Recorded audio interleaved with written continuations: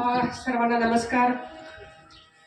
सर्वांना एकत्र बघून खूप छान वाटतंय. आज संत शिरोमणी सावता महाराज समाधी सोहळा सप्ताह आज आरणगावमध्ये चालू होता आणि आज त्याचं कीर्तन, काल्याचं कीर्तन ना महाराज, काल्याचं कीर्तन आहे.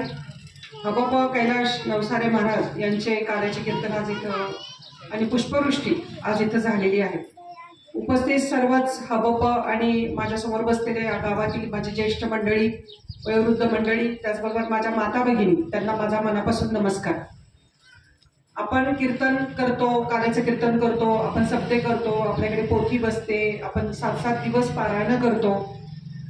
मी सुद्धा गेले 35 वर्ष सामाजिक क्षेत्रामध्ये काम करते. त्याच्यामध्ये पहिलं काम आहे माझं मुलींचं शिक्षण, त्यानंतर येतं जलसंधारण, पाणी अडवा पाणी जिरवा, आणि त्यानंतर येतं ते म्हणजे झाडं लावली पाहिजेत, झाडं जगवली पाहिजेत. 2 वर्षापूर्वी जेव्हा कोविड आला त्यावेळेला आपल्याला झाडाचं महत्त्व कळलं, ऑक्सिजनचं महत्त्व कळलं, व्हेंटिलेटरचं महत्त्व कळलं.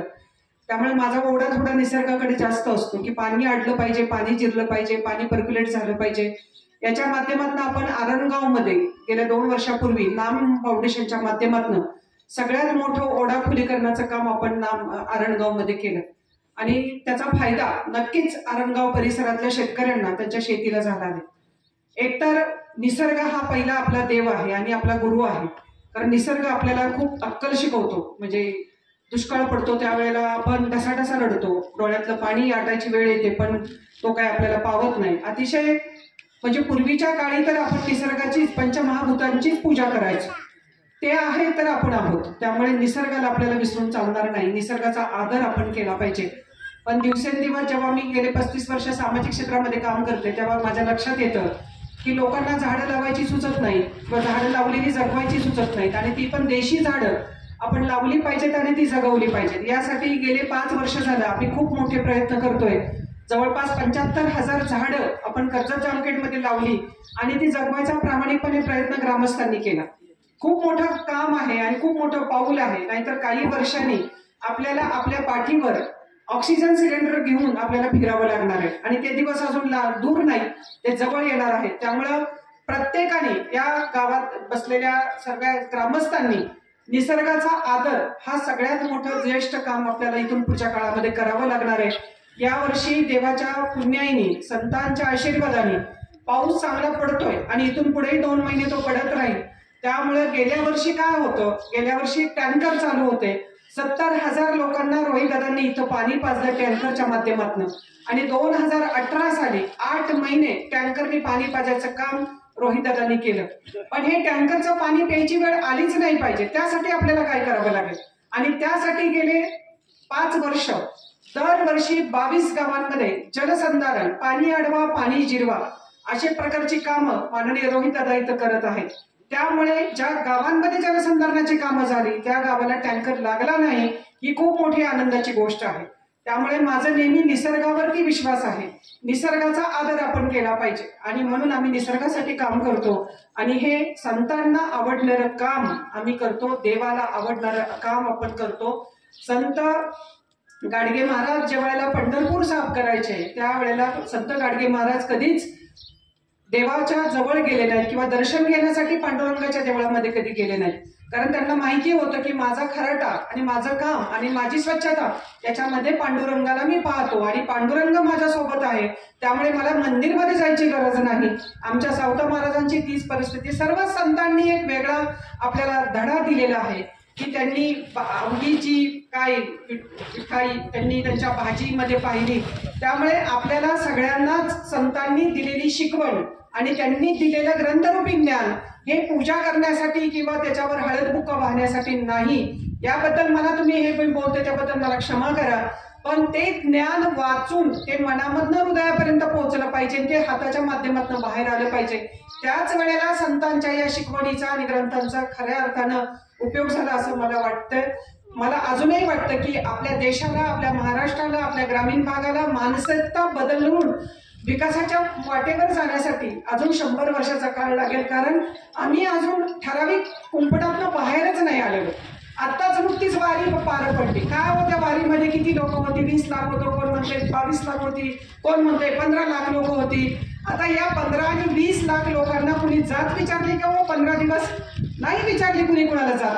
तरी पण लहानाच्या पायाला 80 वर्षाचा आमचा वारकरी आमच्या 20 वर्षाच्या तरुणाचे पाय धरत होता आणि आमचा 20 वर्षाचा तरुण माझ्या 80-90 वर्षाच्या वारकऱ्याच्या पाय पकडत होता आणि नमस्कार करत होता.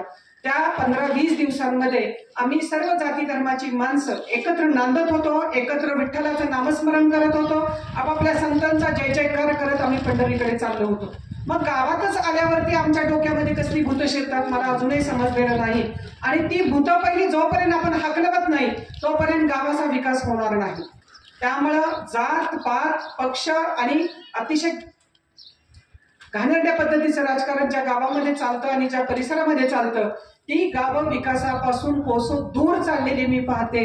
हे मला खेदाने तुमच्याशी बोलावंच लागतंय. कारण जिथे विकासाचं राजकारण आहे, जिथे सर्व जाती धर्माचे लोक एकत्र नांदतात आहे, ज्यांचा पुढच्या पिढीच्या कल्याणावरती विश्वास आहे, तिथंच काहीतरी चांगल्या गोष्टी घडतील. हे ज्या दिवशी ज्या गावाला कळेल त्या गावाचा विकास कुणी थांबवू शकत नाही. हे मात्र तुम्ही मान्य करा आणि तुम्ही अंतर्मुख व्हा, विचार करा आणि त्या दृष्टीने पावलं उचला. कारण पुढची उद्याची पिढीला प्रचंड मोठा संघर्ष करावा लागणार आहे. इथून मागच्या पिढ्या बऱ्यापैकी सुखाने जगल्या, पण इथून पुढच्या पिढीला मात्र प्रचंड संघर्ष आहे. 2 वेळेच्या भाकरीचा संघर्ष आहे, ऑक्सिजनचा संघर्ष आहे आणि म्हणून आपल्याला सगळ्यांना बदलावं लागणार आहे. विकासाच्या या गंगेमध्ये यायचं असेल तर काही बंधनं आपल्यावरती घालावी लागतील आणि तरच आपली गावं बदलतील आणि तरच आपला विकास होईल, असं माझं मत आहे. या मताशी तुम्ही सहमत आहात नाही आहात हा विषय माझ्यासाठी महत्वाचा नाही. कारण आपल्याला प्रत्येकाला बोलायची संधी आहे, आपलं मत व्यक्त करायची संधी आहे. त्यामुळे मी जे बोलते ते मी काम करते, तेच मी बोलायचा प्रयत्न करत असते. मला वेगळं बोलता येत नाही आणि मला खोटं बोलता येत नाही. मला सत्य बोलायला आवडतं आणि म्हणून जर काही टोचला असेल एखादा शब्द तर कृपा करून मला क्षमा करा. पण आपल्याला बदलावं लागणार आहे, आपल्याला निसर्गाचा आदर करावा लागणार आहे. कारण आपली सगळी शेतीच निसर्गावरती अवलंबून आहे. पाऊस पडला तर शेती होणार, नाही तर आपल्याला शेतीकडे बघत बसावं लागेल.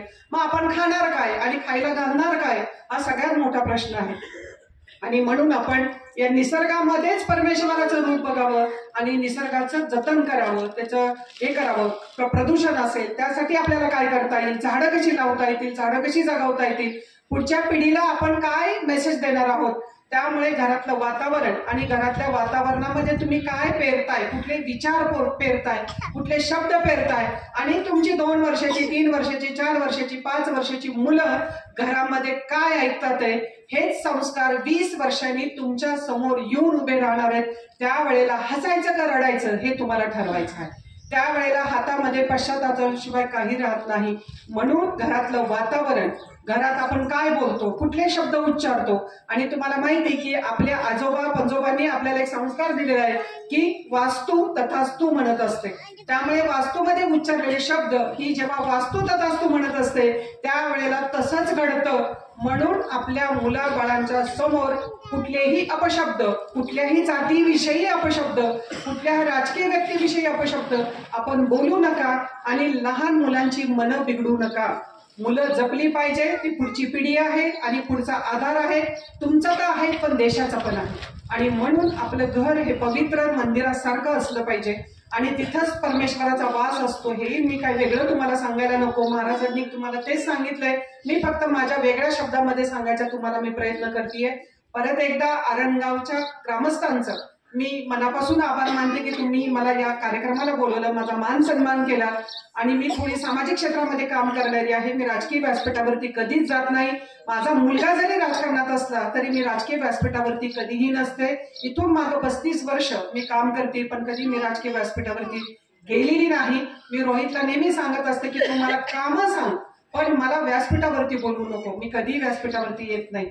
त्यामुळं मला सामाजिक क्षेत्रामध्ये काम करायला आवडतं. महिला सक्षमीकरण असेल, आमचं महिलांचं आरोग्य असेल, माझ्या मुलींची शिक्षण असतील, आमच्या मुलांची शिक्षण असतील. आता पुढच्या काही दिवसामध्ये आपण सायकल वाटपाचा कार्यक्रम घेतोय.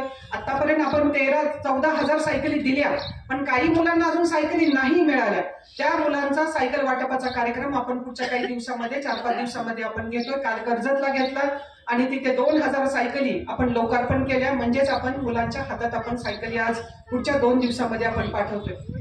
सायकल देताना कुठलाही भेदभाव नाही. मुलगा शिकतोय, 3 किलोमीटर किलोमीटरवरनं मुलगी जाते, मुलगा जातोय, प्रत्येकाला मुलाला सायकल मिळाली पाहिजे. तो कुठल्या जातीचा, धर्माचा, पक्षाचा हा विचार आमच्यासाठी महत्वाचा नाही. कारण जे मागच्या पिढ्यांनी आमच्यावर संस्कार केलेले आहेत की सगळ्यांना घेऊन बरोबर चाला तरच विकास होणार आहे, हाच संस्कार घेऊन मी असेल, रोहित असेल, आम्ही सगळेजण तुम्हाला सोबत घेऊन आम्ही काम करणार आहोत. त्यामुळे आपण एकत्र येऊनच हे सगळी लढाई लढायची. दुष्काळाची लढाई असेल, पाण्याची लढाई असेल, अनेक अडचणीची लढाई असेल, तुम्ही आमच्या सोबत आहात म्हणून आम्ही लढतोय, कारण ताकद तुम्ही आहात म्हणून आम्ही लढतोय.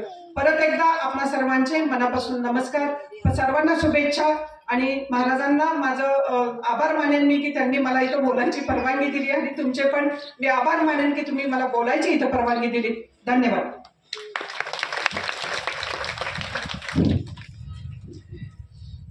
या ठिकाणी